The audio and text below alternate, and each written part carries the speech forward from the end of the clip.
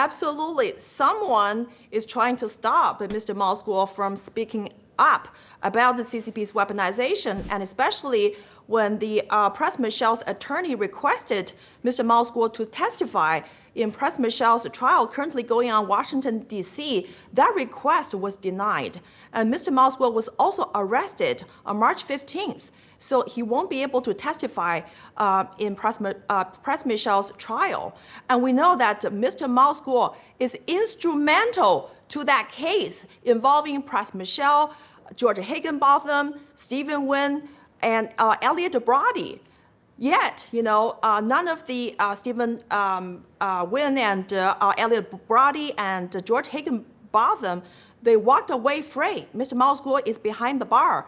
And someone is trying to stop our effort to expose the dirtiest and the darkest corner in this country, and that is the CCP's weaponization of this country's DOJ, FBI, and SEC.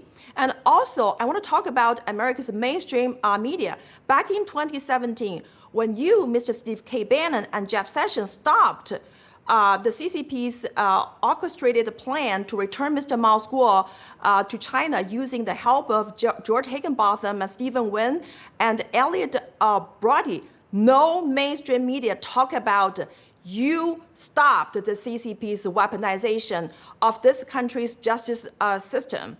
And the mainstream media also did not talk about Mr. Moscow is the biggest victim of the CCP's weaponization of the DOJ and the FBI in Pras Michéle's case, because if you look up all the mainstream media talking about Pras Michél, they don't mention Mr. Moscow. And in one of the CNN's report, they even dare not mention Mr. Moscow's name. They just say Pras Michél was involved in the case involving a prominent Chinese dissident. Who is that Chinese dissident? It's Mr. Moscow, and he's behind federal bar. Yeah.